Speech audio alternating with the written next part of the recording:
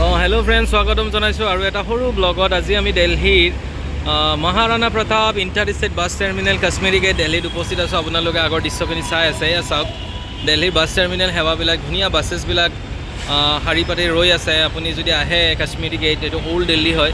আৰু ইফালে হৈছে আমাৰ গৈ দিল্লী মেট্ৰ' যোনটো নেকি কাশ্মীৰী গেট মেট্ৰ' জাংচন। ইয়াত আপুনি মেট্ৰ'ৰ যোনটো সেৱা ইয়াৰ পৰা আপুনি গ্ৰহণ কৰিব পাৰে। আৰু তলত আছে আপোনাৰ শ্ব'ৰুমছবিলাক, টাটা মটৰ্ছৰ, KFC, বাৰ্গাৰ কিং, চব এইবিলাক পোৱা যায়। বহুত ভাল লাগে, এটা ধুনীয়া এক্সপিৰিয়েঞ্চ। এতিয়া সন্ধিয়া 6:15 হৈছে। আমাৰ অসমত হয়তো অন্ধকাৰ হৈয়ে গ'ল, সন্ধিয়া হৈয়ে গ'ল, কিন্তু ইয়াত এতিয়ালৈকে আপোনালোকে চাওক, আকাশত এতিয়ালৈকে চন্দ্ৰ দেৱতা বিৰাজমান আছেই।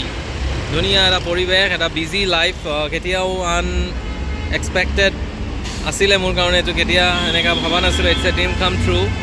এটা এক্সপ্ল'ৰ কৰি আছোঁ আজি আকৌ দিল্লী কাশ্মীৰী গেটৰ bus terminal as well as metro'.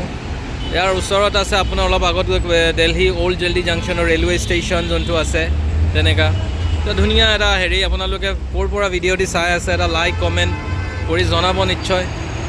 আপোনালোকৰ লাইক কমেণ্টে বহুতো প্ৰেৰণা দিয়ে মোক। আৰু এই আজিৰ দৃশ্য, এইখিনি টাইম মই ব্লগটো ইয়াতে সামৰিছোঁ। আশা ৰাখিছোঁ আপোনালোকে ভাল পাইছে।